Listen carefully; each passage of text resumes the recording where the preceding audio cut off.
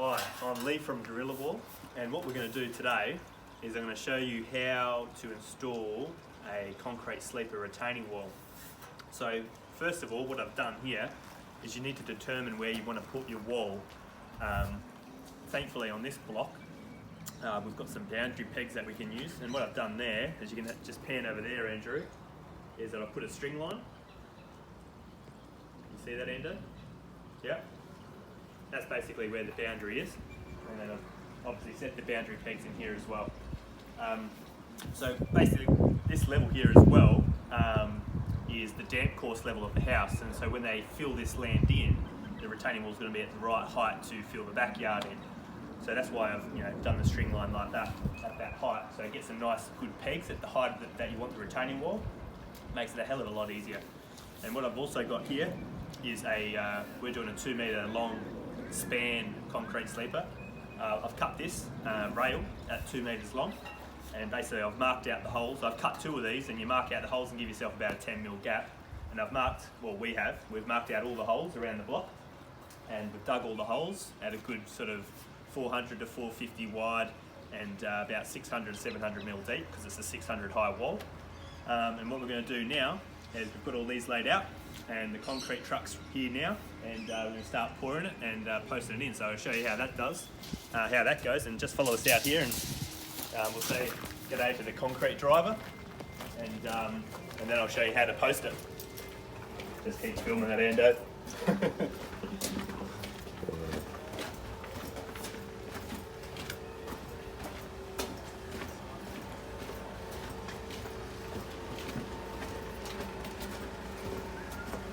Yeah, he's there. Oh, you want me to move the car? I'm going to have to start booking up a week in advance, yeah. I think. Oh, that won't help. Is it because, I'm only a little guy, I'm only ordering a little bit of concrete.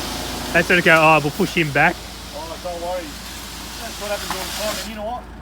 Customers always leave and they don't end up coming back. But yeah. It's just, they got to get some more trucks in at the moment. It's going to be ridiculous soon. Yeah. Give it another month.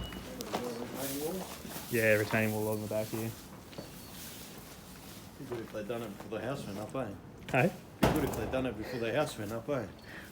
But truck in here, bang, bang, bang. Yeah, absolutely. Yeah, I know, they like making it hard. Whoop.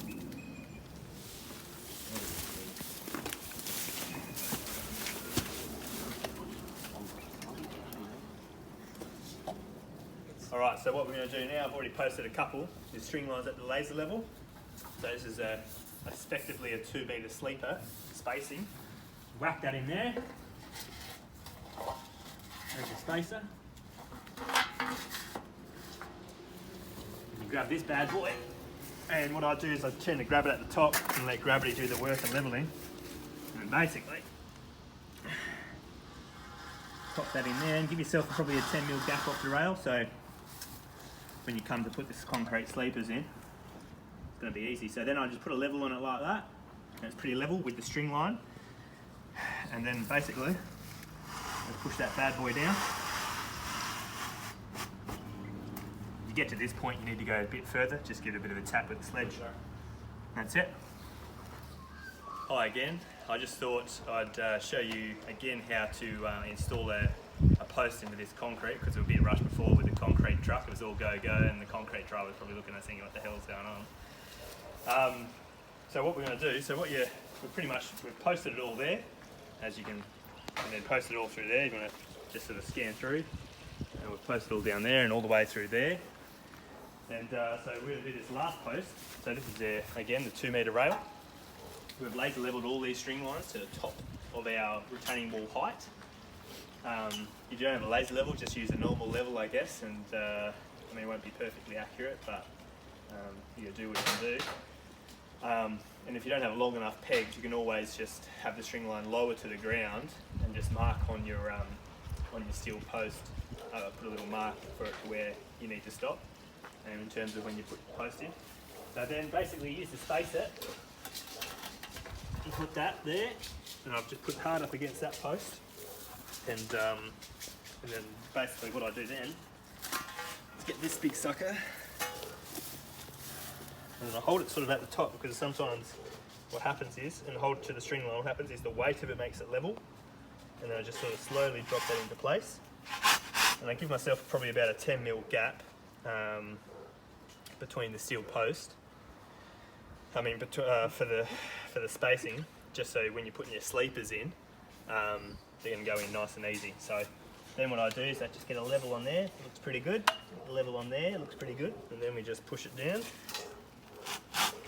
And concrete's starting to get a bit hard on me. But usually we just go straight down. So probably not best to do this, but if you can do it, sometimes you have to do a little bit. If you want, maybe put a bit of timber on there so you're not getting rid of all the gouge.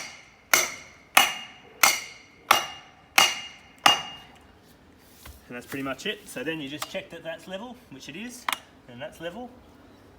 Give it a bit of a tug that way. Yeah, and that's pretty much it.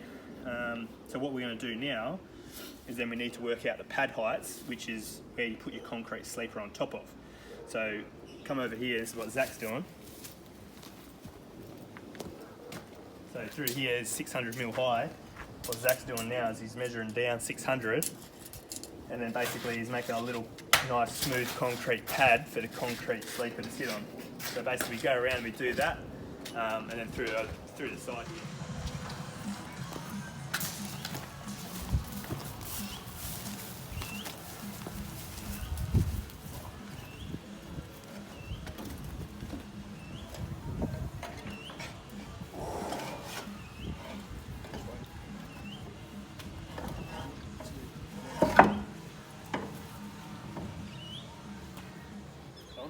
Cool. Alright, so now that the sleepers are in, we haven't done them all yet, but we've done a fair few. So basically when you put the first sleeper in, put the first sleeper in at the bottom all the way through, and basically to get the heights right, just run your eye through there and pack it with a bit of, sorry, the filming guys are laughing, pack it underneath just to get all your heights right, maybe with a bit of fibre or something like that. And then basically, because you'll have a bit of a gap between the back of the steel and the concrete sleeper, just cut some timber wedges.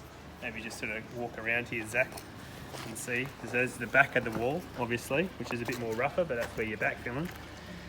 And then basically, you just sort of whack that in there. That one snapped, but you get the point, it's still doing the job. Then do this one, at the top. No, did that as well. But anyway, it's holding, so it's good. But as a general rule of thumb, I like to sort of probably pack the bottom one first, and then you might leave the second row, and then the top one. If you're doing a 600mm high walls, I chop the top of that one so the sleeper doesn't roll back. By the time you backfill that, the sleepers aren't going anywhere anyway. But yeah, that's pretty much it. We're just going to finish off this job now, put the rest of the sleepers in, chop them all, and yeah, then we'll come back and I'll show you. We just put some black plastic behind it, and I'll show you what's done there, and that's pretty much it.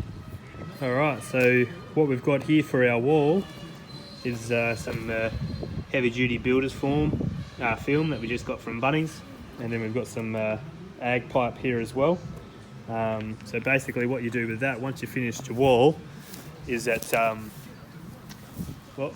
once you finished your wall, basically just put that black plastic behind the wall to stop moisture coming through and seeping between the sleepers. And then you put down an ag pipe, basically is to get the water away from the wall as well. So yeah, once you do that, and then you just put some aggregate over the, some stone or aggregate over the pipe, and yeah, basically that sort of just directs water away from the wall. And yeah, and that's pretty much it. And then you put a fence on top if you want. Easy.